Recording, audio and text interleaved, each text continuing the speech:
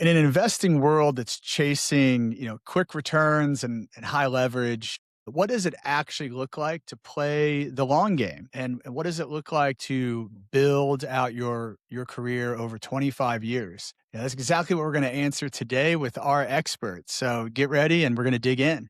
Hello, fellow investors. Welcome to Ritter on Real Estate, where we teach you to passively invest like a pro. Today's episode is all about discipline. It's about building through cycles, not just surviving them. And it's about what long-term conviction really looks like. Today's guest is Dwight Dunton. He's founded Bonaventure in 1999 after acquiring his first multifamily property at just 25 years old and launching a management company shortly after. Today, Dwight scaled the company up to $2.8 billion in assets, over 9,000 units, and he's vertically integrated management, investment, and development. Bonaventure focuses on long-term tax-advantaged strategies and regional specialization across the Mid-Atlantic and the Southeast. So, Dwight, welcome to the show. Hey, Kent. I'm glad to be here. Thanks for having me. Yeah, absolutely. Absolutely. I mean, it sounds like you've had a fantastic career through many cycles now, and I'm just excited to dig in and let our listeners learn from your experience on how do you make it 25 years in the real estate industry, or maybe what's even 27-ish now. Yeah, I So, mean, I think the most important thing to being a rich old investor is to never get wiped out along the way. I mean, that's like, I don't know if Charlie Munger, he had a quip. There's something along that is you can't lose capital. And so I think that's the key thing to long-term compounding is don't lose capital along the way. that's right. And I love that. And, the first rule is don't lose money, right? And I think, like I said at the beginning, I think a lot of investors, there's a lot of shiny objects out there. There's a lot of trying to time the market or trying to be into the next best thing. And so I think one thing I can respect about you without even really knowing you yet is the discipline to get good at one thing and continue to do it through cycles. And as we said, thrive through cycles versus just survive. And so excited for our investors today to learn from you on how exactly to do that and how to play the long game. Yeah, let's go. I'm excited. Cool. So let's start at the beginning, right? So Yeah. you bought your first multifamily property at 25. What was it that pulled you into multifamily in the first place? Yeah. A lot of luck and naivete, if I have to be honest. I didn't wake up saying I want to be a landlord when I grow up, but I always was into investing. I'd gone to school for finance at the University of Virginia and worked in investment banking and moved back home to suburban DC in Virginia and had the opportunity to buy an apartment building that our family had owned a piece of. And it was not like a fourplex or a duplex. It was 378 units. The folks managing it had become a huge company and they were a massive conglomerate and they were being run by, I think people had good intentions, but it wasn't their money. And they just were taking a very bureaucratic approach. Like, as long as I keep it full, I'm doing a good job. From our perspective, it was like, nope, we want you to cash flow and grow equity. And Right. so we got to a point where we couldn't be partners anymore. And I just said the craziest thing. I said, I'm just going to buy this property. And no one told me no. So so, most people say, oh, when I was 25, I bought a duplex or Yeah. a fourplex, right? You just jumped head first into 370 units, it sounds like. So, tell me about that experience. How did you get that deal done? And two, like, what surprised you once you owned this big property? Sure. Well, I mean, it was not doing that first deal versus how we execute deals today at Bonaventure is like different universes. Mm. There, it was just pure gut instinct, running headlong into every obstacle, smashing my head into it and figuring out a way to get around it. Whereas today, we see around corners, we have due diligence checklists, a whole rubric on how we invest. But back then, it was just about like perseverance. How do I get over these 1,000 obstacles? Somehow, none of them stopped me. And in retrospect, there was a ton of luck because any one of those 1,000 things could have stopped me and killed the deal. But it seems incredible today to think that I could convince Fannie Mae to lend me $18 million with no experience. It seems incredible today that they thought it was a good idea that a 25-year-old with no real estate experience should start a management company and say, sure, you can manage this property. We just lent you 18 million. So like, it's kind of a crazy story of how we were born here at Bonaventure. The good news is it was the right decision. We were in a very good market and all the mistakes we've made, and we've made plenty over the last 25, they're always measured so that when your doesn't survive first contact with reality, the mistakes won't kill you because you focused on how do I have asymmetric returns of downside protected, but levered to the upside if things go well or a little better than planned. And that's kind of been our MO for the last 25 years. I love that. I love that. I think we're very aligned in our thought process there. But man, I'm just having trouble getting over you as a 25-year-old kid jumping into this 370 unit, especially managing it yourself. What was like as you so did you go full time at that point? Were you like, I'm done with investment banking, I'm just Well, jumping in on this that wasn't apartment? the intention. This was like, hey, I was very naive. I was like, passive investing, like rents just show up on the first Right. and Yeah. you put them in the bank and you're doing the Scrooge McDuck thing, swimming through your pile of gold. That was my vision. And I was like, this is just going to be a deal and I'll go back to whatever else I'm doing. Two things happened. One, I was so naive as to the hard work required. And I think that that would be something I would share with your audience. There is no such thing as passive investing. Someone has to do the work. And Absolutely. if you're not willing to, or you're not able to, or it's not in your wheelhouse, you got to align with great people who can do the work because there is no investment that just runs on its own. Maybe a government bond, but if you're investing in government bonds, you're probably not listening to this podcast. Fair. I think that that was the first thing is nothing takes care of itself. So I was, leasing apartments, I was doing maintenance, I was scanning checks, I was doing payroll, like I was doing it all. And I was like, well, one, I don't have time to do anything else. And two, I kind of like this. Mm. It's crazy, but I was like, I love all this craziness. And it fed my undiagnosed ADD. Yeah.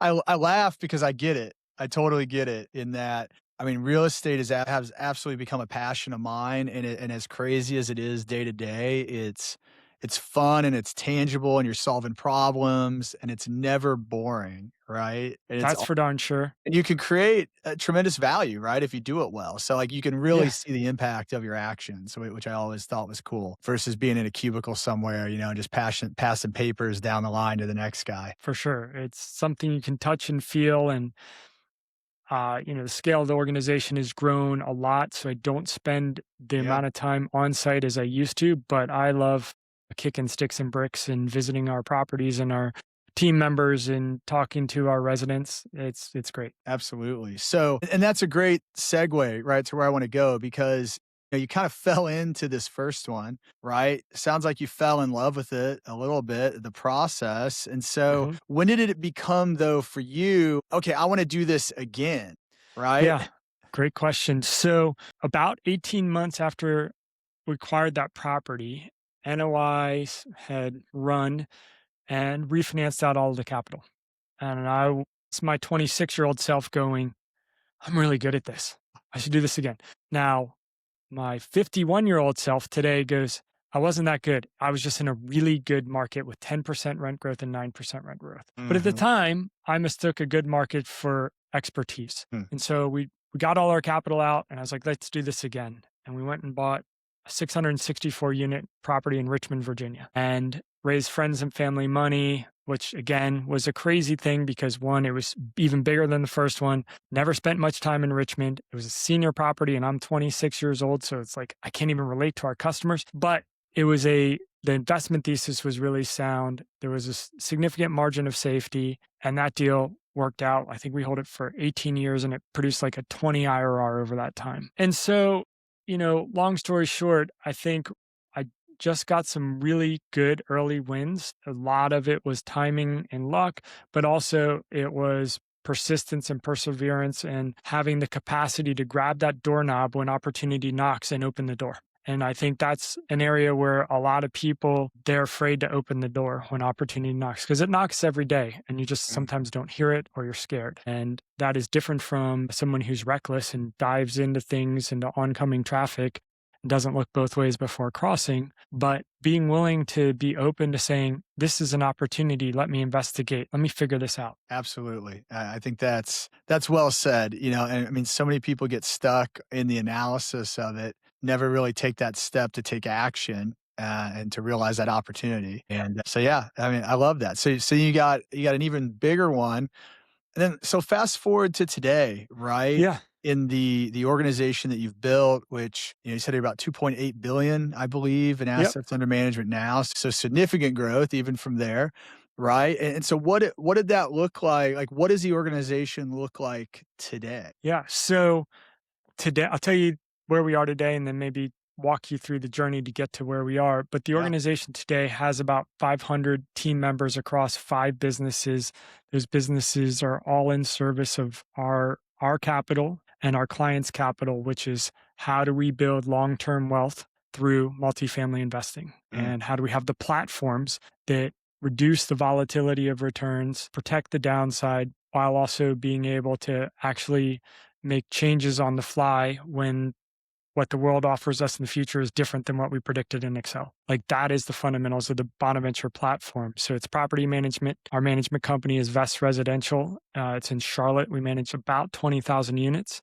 We have a development business, which has been on ice for the last 30 months, but hopefully, knock on wood, we're close to having some deals finally pencil again. But it's been a nuclear winter of development. We've got an investment management business that manages capital for about 500 individuals and families, helping them build for their long-term dreams so that they can afford them. And then we have an internet service provider, which provides best-in-class service internet to apartment communities, both ours mhm. and other owners. And then we recently acquired a property and casualty insurance company as a way to help drive better outcomes in the very volatile insurance market, because that has been a huge outlier that's been really out of control. Yeah. So that's where we are today. And all those businesses operate independently, but there's synergies between them where they can collaborate when it makes sense. I mean, I think that's fascinating in all these ways that come together to create this company that's creating value from multiple angles, right? Yeah. Yeah. And if you really like kind of step back and go, what's our investment thesis? It's simple. One, housing is broken in our country. And with the ebbs and flows of the economic cycle, there's always a way to invest profitably. Sometimes that's just get in the way of really rapid rent growth. Other times it's development. Sometimes it's value add. Sometimes it's investing in distress assets when there's a liquidity crunch. And then the way that we provide that thesis to our investors is we are all about risk management. We became one of the largest borrowers with HUD, which most people think is an awful process, certainly long, but the outcome is amazing because you have a 40-year fixed rate loan that covers over a lot of future problems because you're going to have an issue sometime in the future. And as long as the bank can't tell you to pay off the loan, you're going to get through it. And then, tax efficient compounding. We've done $1.3 billion of tax advantage transactions because Uncle Sam is everyone's LP, whether you like it or not. And the real estate tax code provides a ton of opportunities to not give him his share. Yeah. And so Yeah. I love that's that. who we are and what we do. I love that. So talk a little bit about, you guys are fairly, I believe, specific, like geographically, Yep. right? And you've really focused on building out the internal systems, and you focused on fixed rate debt, right? Even through cycles where variable rate seemed, very cheap and interesting, and there was leverage and there, right? So talk to me about, I mean, all these things to me kind of come back to that risk management idea you talked about. Yeah. So talk to me about how you developed, I guess, that this long-term vision, right? And the ability to kind of not chase that shiny object, like I said at the beginning, like how have you guys, because many people didn't, right? And there's a lot of people that were doing what you do, 7 years ago that aren't doing it today. Yeah. It's a really good question. I don't know why I was endowed with old man wisdom at a young age or why I acted like a kind of elder statesman in terms of my investment approach. But, I think it really boils down to the only way to build long-term wealth and to get rich quick is to do it slowly. And the most important thing to compounding is to never lose money. And so when you start to look at how do people get wiped out, it's because they misunderstood the risks that they were taking. And so interest rate risk is a huge risk that no one can control. I remember when I started the company, Alan Greenspan would sit on Capitol Hill droning on about the future direction of interest rates, and he had no idea. And that was his job. And so I was like, Mhm. well, that's not my job. He's an expert and he doesn't know. So I can't possibly be smarter than him. So let me just take it off the table by going fixed rate. And these buildings are going to last for 40, 50, 60 years. Finance 101 is duration match assets and liabilities. So let's get long-term debt. And you start to make these decisions that seem like pretty obvious at the time, and pretty soon you've unwittingly built bulletproof armor for when bad stuff happens. And so, in all of the downturns, whether it was the dot-com bust, the housing crisis, COVID, we could spend all of our energy focused on how do we run the wheels off our properties, take care of our residents, take care of our investors, versus having to do all that while with one hand fighting off our banks. And it was the saving grace because, like I said, we're not perfect on the pro formas. We don't have a crystal ball. Every Excel spreadsheet we've done turned out to be wrong. But given enough time, we figured out how to get to the outcome we expected. But the path wasn't what we envisioned. And having fixed rate long-term debt, having reasonable leverage, all of that helps you survive the unexpected. Yeah, and I agree with all those points. I'm curious on excuse me, your point of view on one thing, because Yep. in a lot of conversations, I'm always having conversations with investors, and inevitably the investor time horizon is always shorter than I would like. You talk Sure. to people and they, "Oh, I want my money back in 3 years. I want my money back in 5 years." Kind of this thing where you've had these very long-term investments, right? With Yep. investors and capital that is very patient, it seems. So I'm curious how you kind of have those conversations and help people understand, like you said, it is a long game, and the only way to get truly rich is to do it slowly. So I'm just curious, how do you approach those conversations, or Yep. have you managed through that? I think two things. One is being totally comfortable with who you are as a sponsor and being totally transparent. And I think, you know, this is lessons for life is you don't want people to like you for someone you're trying to be. You want them to like you for who you are. And I see a lot of sponsors like walk into a room with an investor and they like totally change their pitch based on what the investor wants. And that's a recipe for disaster. So first of all, as a sponsor, you want to be like, this is how we invest. And if you want something else, that's great.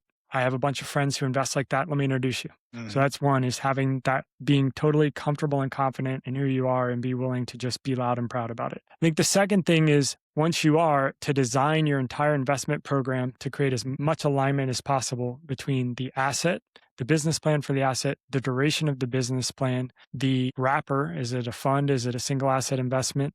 The promote structure, the liquidity for the investor, and the exit plan. And getting those to be as straight line as possible will help to ensure the best outcome for all stakeholders. When some of those things are misaligned, that is future friction waiting to happen. And for instance, one of those things is exactly what you said. I want my money back in 3 years. And maybe the business plan for the asset is it's a 5-year reposition. Maybe you can get it done in 4 if everything lines up perfectly. But you just need to say to the investor, if you want your money back in 3 years, this is not the investment for you. And they might say, I need it back in 3 years. I'll go talk to somebody else who might have a business plan that can get them back in 3 years. But what usually happens is they tell the investor what they want to hear because they're in the business of raising money, not making a return. Right. Yeah, absolutely. I mean, you can understand that, the desire to please the investor and raise the equity versus sticking to your guns. So, I mean, kudos Yeah. to you for sticking to your guns and being able to Well, create some long-term outcomes. yeah, and I think that,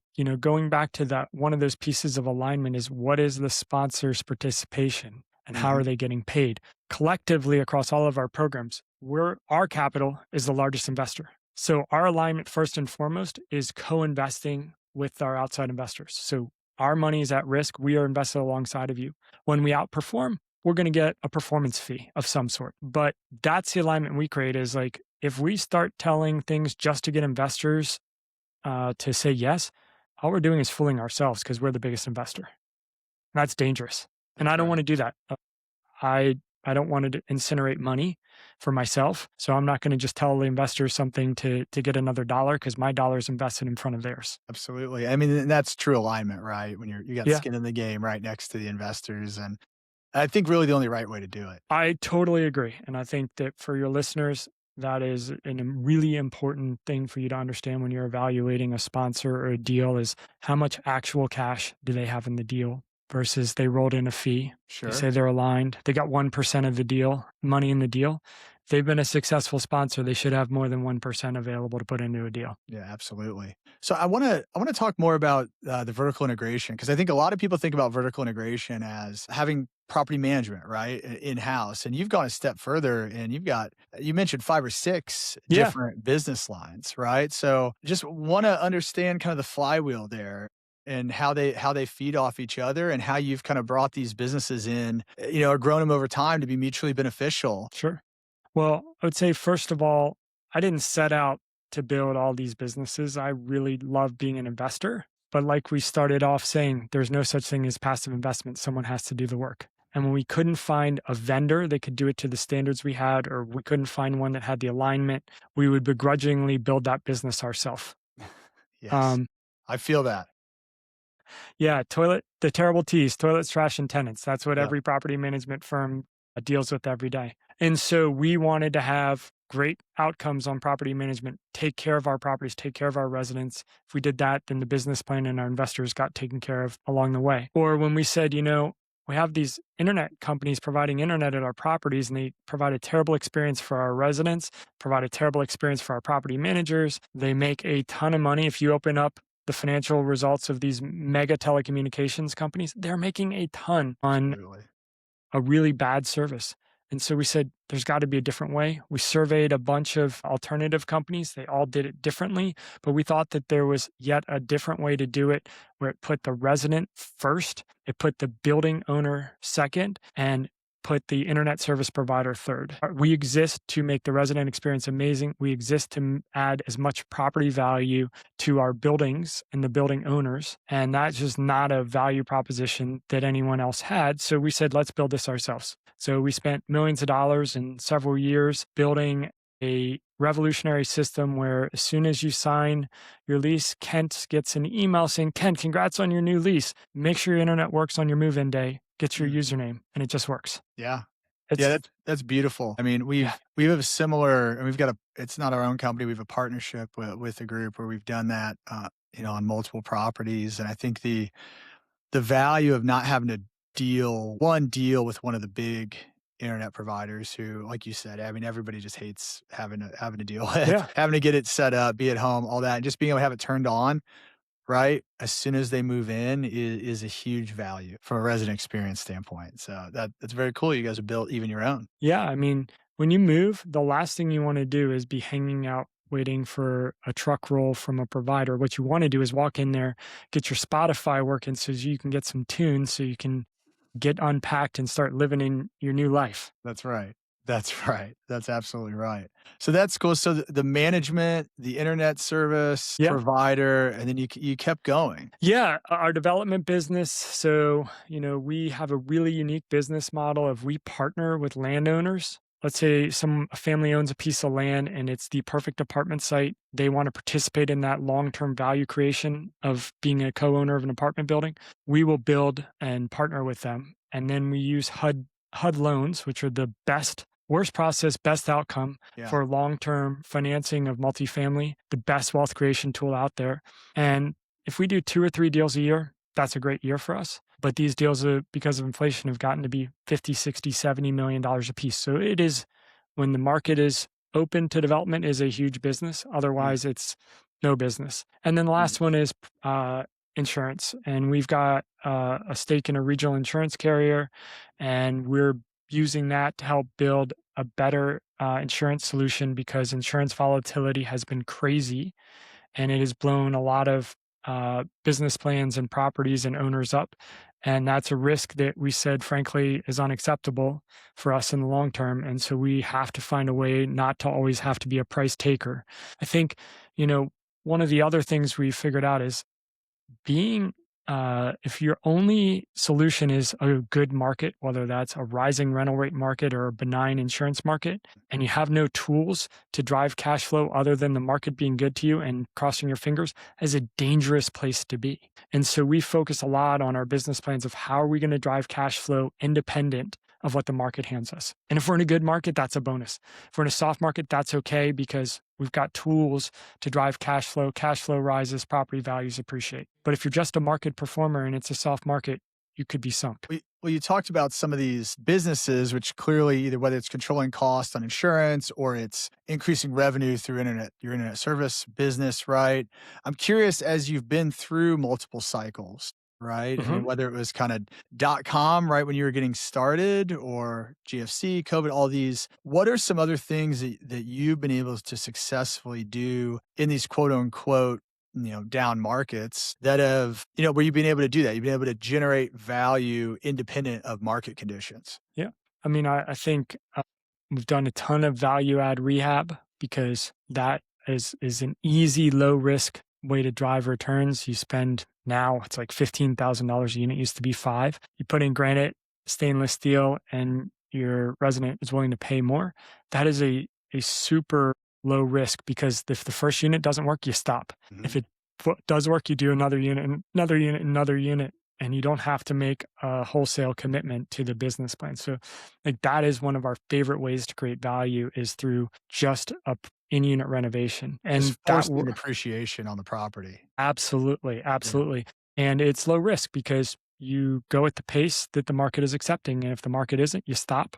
Versus if you're building a property from scratch, you have to finish that. You can't stop halfway through. You got to get it through. And so we look at it, if we had a 200 unit a value add property, we look at that as $215,000 decisions. Versus if we're building that 200 unit property, that's $150 million decision. So I think that that's one of the tools we've used. And then, also being opportunistic when, you know, when the market was tight and there wasn't a lot of liquidity, you can buy deals at really good values and to be opportunistic. I mean, that makes sense, right? So having liquidity when others don't, being able to buy kind of Yep, below market and again, creating value in doing that, right? Buying at a great price either way. absolutely. Yeah. Yeah, you make money on the buy. Absolutely. So continue to pull that thread, right? Through 25 years of experience, through all these different ups and downs, when you think about what are the biggest mistakes that you see other operators making, right? From everything that you've lived through, what are some of those biggest mistakes so that people that are listening can look out for those? Yeah. I think definitely there is no passive investment. It is a lot of work to run a commercial real estate asset. There's roofs to fix, there's tenants, there's leases. I mean, the list of activities goes on and on. And so making sure you have alignment with the people doing that and that they're best in class versus, they are doing it just to move money from one pocket to another. For instance, our management company doesn't not manage all of our properties because no management company can do everything. And so sometimes our management company is not the best suited for a particular business plan and we outsource that. And so it's like really understanding what the motivations of the sponsor are and how they're getting paid. I think also it's the floating rate debt. It's a short-term debt. Like I've seen so many wipeouts in the GFC, people handing back the keys because they couldn't roll the loan and there was no bid. The next guy bought the asset and they rode the appreciation right back up over the next couple of years. And so people cannot get wiped out in the bottom. You can't have a credit crunch when in the middle of a trough. That's how people get wiped out. Absolutely. I mean, it's a lot of the long fixed rate debt, right? The things you've done, the ability to even be nimble, I guess, in how you approach the business plan relative to, even though you've got all these businesses, they don't all fit on every single property in every single Absolutely. situation, right? Nimbleness there. So as people are looking at investments and evaluating, it seems like my takeaways are obviously you're a proponent of fixed debt, right? Just taking the interest rate risk off the table. Hmm. Understanding alignment, right? How is the sponsor aligned, the skin in the game, but also kind of like how are they making their money throughout the deal, I think is what you were talking about, right? Absolutely. And That's a good summary. if it's doing a deal to just fund your other five businesses, it's not necessarily like the right approach, right? So understanding that I think is important. Curious uh, as you're looking forward now with all of your experience and you're looking into 2026, for you guys at Bonaventure, where are you guys leaning in, whether it's markets, whether it's strategies, as you look at your plan for 26, what are you guys up to? Yeah. So bifurcating that, one is on the investment side, continuing to look more at senior housing. We've got a growing senior housing portfolio the demographics, the drivers of that business are very different than multifamily, and they're much better. The multifamily environment, some markets are completely overbuilt. You have, uh, ex-migration from the country, so you may have less demand versus seniors. That's been on a 80-year demographic march as these folks relentlessly get older. Mhm. There isn't an oversupply, and it's a needs-based buying decision. It's not a choice. And so that's really exciting. I also think value add deals are really compelling because somebody's going to want new granite, but they're not going to be able to find it in a new construction building because there aren't any coming. And so that's really interesting to us. And then on the business platform side, what I'm really excited about is our 1031 is exclusion, our 1031 and tax equity solutions group, where we bring our experience with how you delay giving your Uncle Sam LP and their unfair share. And we work with tons of families to help them structure transactions so that they can continue to roll forward the maximum amount of capital into the next transaction, transition from active to having an institutional partner like our Bonaventure to steward their assets going forward. And our phone rings off the hook. And I think Mm. that's also tied to the baby boomers because a lot of them built their portfolio with their hard work, and now they're at a point where they choose not to, or they may not be able to continue to use sweat equity, and they need to have a successor. It's exciting. Yeah. I mean, it seems like a lot of your future strategies are kind of around this idea of this. I mean, obviously the baby boomers aging and this kind of these big macro kind of cycles, but also that transition of wealth from folks as they're aging and moving to a different stage of life and even transferring down to their, their children or wherever Yeah. it goes and kind of leaning into this big macro trend that we're seeing. Yeah. I mean, I think you can run into the wind or run with the wind to your back. I'd rather do the second. Mhm. And so we want to find those big secular tailwinds and go with them. I love that. I love that, Dwight. Well, I mean, this has been a masterclass in long-term thinking, and like we said at the beginning, how do you make it 25 years, within real estate? How do you stay disciplined and focused? You've obviously built out a compelling portfolio and multiple businesses that continue to feed off of each other and add value to the overall program. So appreciate you teaching us today. If folks want to learn more about you or about Bonaventure and what you guys are doing, how can they reach you? Super easy. Go to bonaventure.com, go to our contact page, fill out a request, and that will make it to me or whomever our leader is to meet your particular needs. But I'd love to talk to anybody. Love it. Well, Dwight, thanks for coming on the show. And with that, we hope you have a great rest of the day. All right. Thanks for having me, Kent.